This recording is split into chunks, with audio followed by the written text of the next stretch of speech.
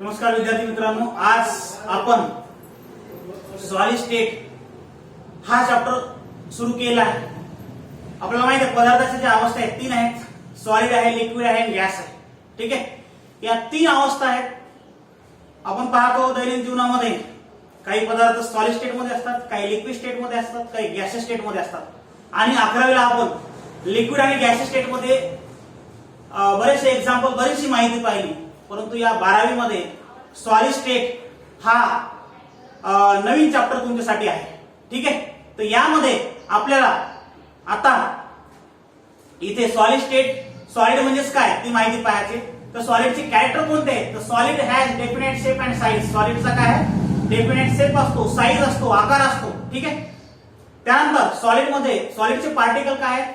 ते intermolecular interactions हे काय असतात? स्ट्रॉंग असतात. म्हणजेच सॉलिड, जसं की माझ्या हातात जो पेन आहे, मार्कर पेन, हा सॉलिड स्टेट मध्ये आहे. म्हणजेच काय की यामध्ये यांचे पार्टिकल जे असतात ते क्लोजली अटॅच असतात. क्लोजली अटॅच कशाच्या तुलनेत असतात? लिक्विडच्या आणि गॅसेसच्या.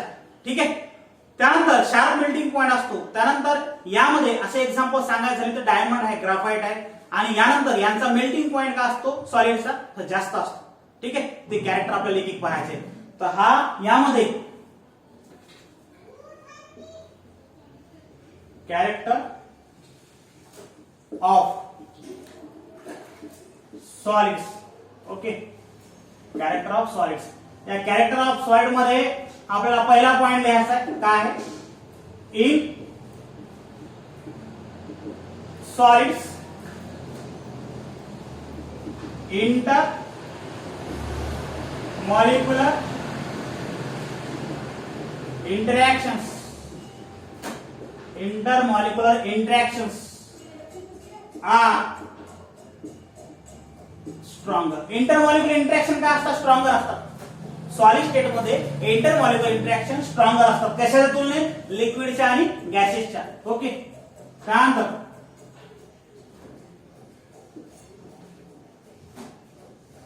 Solids has definite shape and size. Solid state मध्ये काय असते? Solid has definite shape and size. म्हणजे सॉलिड स्टेटची काय? डेफिनेट शेप आणि साईज. त्याची शेप आणि साईज कशी असते? डेफिनेट असते. ओके, म्हणजे पर्टिक्युलर शेप अँड साईज कशाची? सॉलिड स्टेटची. ओके, त्यानंतर solid has high melting point. सॉलिडचा मेल्टिंग पॉइंट कसा असतो? हाय असतो, जास्त असतो. सॉलिडचा मेल्टिंग पॉइंट काय? हाय आहे, जास्त आहे. ठीक आहे, त्यानंतर मग एक्झाम्पल कोणते आहे त्याचे? हाय मेल्टिंग पॉइंट आहे, हाय डेफिनेट शेप अँड साईज आहे, इंटरमॉलिक्युलर इंटरॅक्शन स्ट्रॉंग आहे. तर एक्झाम्पल कोणते आहेत? Diamonds and ग्राफाइट्स. एक्झाम्पल कोणते आहेत? डायमंड आणि ग्राफाइट. डायमंड, ग्राफाइट असे कितीतरी एक्झाम्पल आपल्याला सांगता येईल. ओके, अशा प्रकारचे हे सॉलिडचे कॅरेक्टर झाले. आता आपल्याला समोरचा जो पार्ट पाहायचा आहे तो कोणता पाहायचा आहे? यामधला हा सॉलिड बद्दलचा पार्ट झाला. आता कॅरेक्टरिस्टिक्स ऑफ सॉलिड झाले. आपल्याला आता काय पाहायचं आहे? Type of solids. काय पाहायचं आहे? Type of solids. सॉलिडचे कोणकोणते प्रकार आहेत? अशा प्रकारचे टाइप पाहायचे. ओके, तर यामध्ये सॉलिड्स मध्ये आपण आता आपल्या समोर जे आहे मोबाईल कव्हर आहे, या प्रकारचा एक नेल आहे, खिळा आहे. तर यामध्ये आपण पाहू शकतो की हा ऑब्झर्व करू शकतो स्ट्रॉंग आहे. ठीक आहे, आणि हार्ड आहे. हा काय आहे? सॉफ्ट आहे. आणि त्यानंतर याच्या तुलनेत कमी स्ट्रॉंग आहे. म्हणजे दोन्ही सॉलिड आहे, दिसायला दोन्ही सॉलिड आहे, परंतु यामध्ये यांच्या प्रॉपर्टी मध्ये फरक आहे. ठीक आहे, तर अशा प्रकारचा हा झाला क्रिस्टलाइन सॉलिड. म्हणजे क्रिस्टलाइन सॉलिड मध्ये काय असतो? हा हार्ड असतो, शार्प मेल्टिंग पॉइंट असतो. त्यानंतर अमरपस सॉलिड जे आहे त्यांची मेल्टिंग पॉइंट जे आहे शार्प नसते. त्यानंतर असं एक्झाम्पल, आता याला मोबाईल कव्हर म्हणण्यापेक्षा याला काय म्हणणार आपण? रबर म्हणणार. ठीक आहे, आणि हे जे आहे ते आयर्न कंटेनिंग पार्ट आहे. तर अशा प्रकारे, आणि यामध्ये डेफिनेट अरेंजमेंट ऑफ पार्टिकल असते, यामध्ये इनडेफिनेट अरेंजमेंट ऑफ पार्टिकल, असं एक एक माहिती आपल्याला पाहायची. ठीक आहे, तर यामध्ये आता पहा टाइप ऑफ सॉलिड मध्ये काय दोन प्रकार आहेत. There are two type of solids. सॉलिडचे किती प्रकार आहेत? दोन आहेत. ठीक आहे. What are type of solids? How many type of solid? There are two type of solids. त्यामध्ये पहिला जो आहे तो क्रिस्टलाइन सॉलिड्स. पहिला कोणता आहे? Crystalline solids. आणि दुसरा कोणता आहे? तो दुसरा जो आहे तो अमरपस सॉलिड्स. दुसरा प्रकार कोणता आहे? तो अमरपस सॉलिड्स. म्हणजे पहिला आहे तो क्रिस्टलाइन सॉलिड आणि दुसरा आहे तो अमरपस सॉलिड्स. म्हणजे क्रिस्टलाइन सॉलिडचं एक्झाम्पल काय घेतलं आपण? नेल घेतलं. अमरपस सॉलिडचं एक्झाम्पल काय घेतलं? Mobile cover. त्याला आपण प्लास्टिक त्याला आपण रबर म्हणू. ठीक आहे. त्यामध्ये आता एक एक भाग पाहू आपण. पहिला कोणता आहे? Crystalline solids. तर क्रिस्टलाइन सॉलिड मध्ये आपण माहिती घेऊ. ओके. Crystalline solids. मग काय आहे क्रिस्टलाइन सॉलिडची माहिती? ठीक आहे. क्रिस्टलाइन सॉलिडची माहिती काय आहे? तर पहिला पॉइंट, क्रिस्टलाइन सॉलिडची माहिती अशा प्रकारची आहे. इन दिस सॉलिड्स पार्टिकल म्हणजेच काय? पार्टिकल म्हणजे यामध्ये असणारे छोटे छोटे पार्ट, ऍटम, आयन, मॉलिक्युल्स, या सर्वांना काय म्हणलं इथं? पार्टिकल म्हटलेलं आहे. म्हणजे यामध्ये ऍटम असतील, सॉलिड मध्ये आयन असतील, मॉलिक्युल असतील, या सर्वांना पार्टिकल म्हणलं. म्हणजेच काय? In this solids particles are arranged. Particles are arranged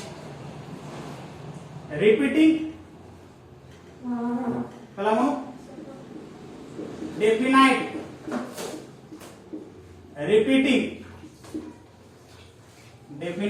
repeating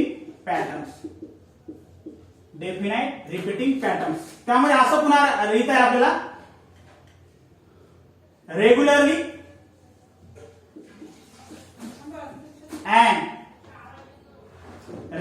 and periodicity. Regularly. त्याला आपण पुन्हा असं in this solids particles are in definite repeating pattern are regularly arrange.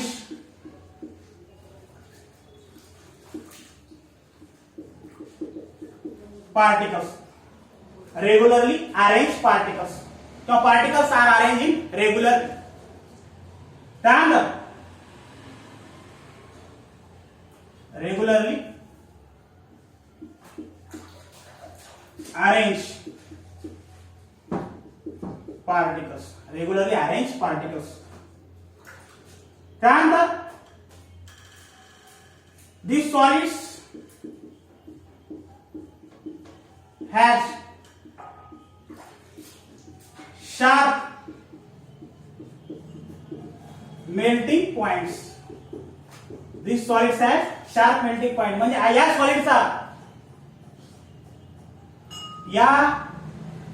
सॉलिडचा melting point काय असतो? शार्प असतो. शार्प मेल्टिंग पॉइंट परफेक्ट त्या प्रकारचा. कारण काय? यामध्ये particles are arrange in definite repeating pattern असल्यामुळे. ठीक आहे. त्यानंतर these solids has definite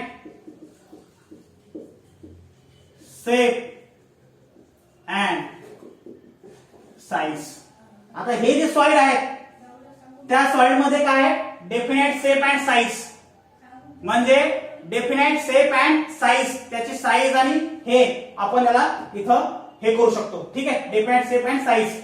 तर ही तर पार्ट प्रॉपर्टी आहे त्या प्रकारची माहिती. ठीक आहे. त्याला आपण दोन्ही मध्ये डेफिनेट शेप अँड साइज त्याला उल्लेख करू शकतो. त्यानंतर this solids are anisotropic. This solids are anisotropic. Anisotropic म्हणजे काय? These solids are anisotropic. Anisotropic म्हणजे physical property change with different directions. जसं रिफ्रॅक्टिव्ह इंडेक्स आहे. ठीक आहे. अनआयसोट्रॉपिकचा काय आहे?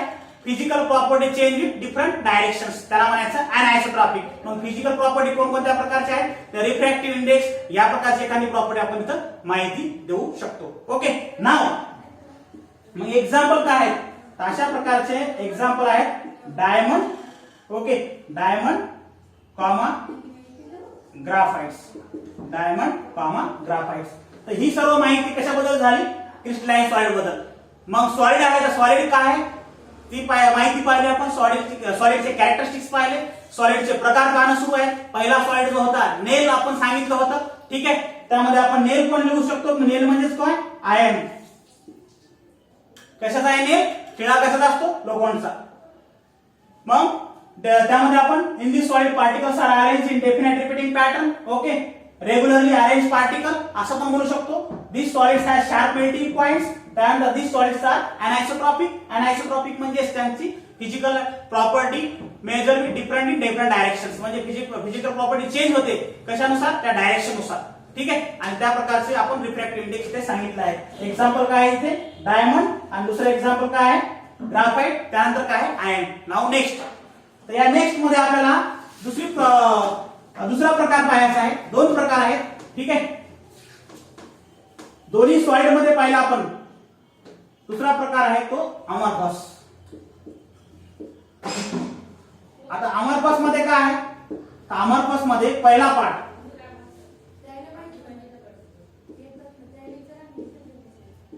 in the solids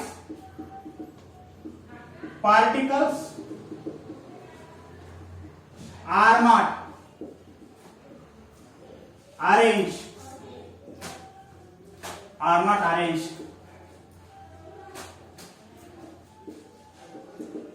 definite. Particles are not arranged definite repeating pattern. In these solids, particles are not arranged definite repeating pattern. Definite repeating pattern मध्ये particle arrange होत नाही. Definite repeating pattern. Definite repeating pattern म्हणजे उदाहरणार्थ इथे आपण असे जर particle काढले तर यामध्ये असे क्रिस्टलाइन मध्ये होतात. असे कशामध्ये होणार? क्रिस्टलाइन मध्ये. ठीक आहे, परंतु हे जर अमॉर्फस मध्ये काढायला गेलं तर अशा प्रकारचे असतात. ठीक आहे, म्हणजे हा कशामधला पार्ट आहे? अमॉर्फस मधला आहे. ठीक आहे, म्हणजे इथं पहा पार्टिकल आहेत, इथं डेफिनेट रिपीटिंग पॅटर्न आहे. म्हणजे सारखे इथं अरेंजमेंट अशा प्रकारचे आहे. ठीक आहे, सिक्वेन्स फॉलो केलेला आहे. इथं सिक्वेन्स फॉलो केलेला नाही, म्हणजे काय? इनकम्प्लीट आहे. ठीक आहे, या तुलनेमध्ये फरक आहे. त्याची तुलना केली त्या दोघांमध्ये फरक आहे. अशा प्रकारचा पार्ट. ठीक आहे, त्याला म्हणायचं definite repeating pattern and not definite repeating pattern. म्हणजे पार्टिकल्स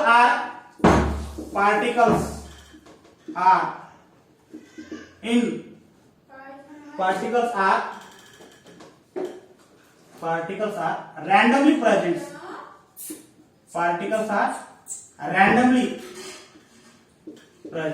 म्हणजे पार्टिकल कसे असतात? Randomly present. रॅन्डमली प्रेझेंट म्हणजे त्यांची काही दिशा नसते. ठीक आहे, एक दिशा नसते, परफेक्ट नसतात, त्याला म्हणायचं रॅन्डमली. ओके, त्यानंतर these solids has not sharp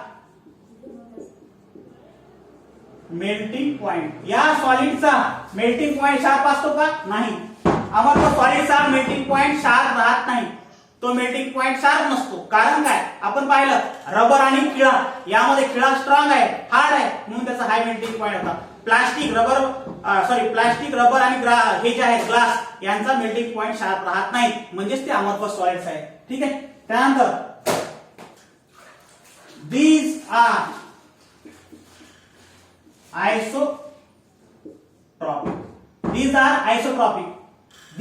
isotropic solids. Isotropic म्हणजे physical property does not change with different directions. ठीक आहे, तर अशा प्रकारचा पार्ट आहे तो these are isotropic. आयसोट्रॉपिक म्हणजे physical property does not change with different direction, आणि अगोदरची काय होती? अनआयसोट्रॉपिक म्हणजे चेंज विथ डिफरंट डायरेक्शन.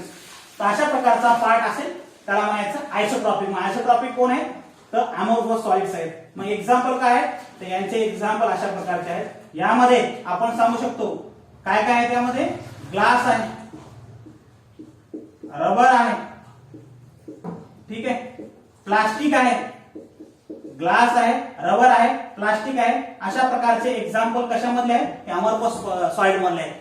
तर यामध्ये आपण काय पाहिलं? Solid, characters of solids. ठीक आहे, त्यानंतर कॅरेक्टर पाहिल्यानंतर त्या टाईप पाहिणे. त्या टाईप मध्ये 2 प्रकारचे टाईप आहेत. त्यामध्ये अमरकोश सॉलिड्स आहे, क्रिस्टलाइन सॉलिड्स आहे. त्यांचे एक्झाम्पल आणि एक्सप्लेनेशन. थँक्यू.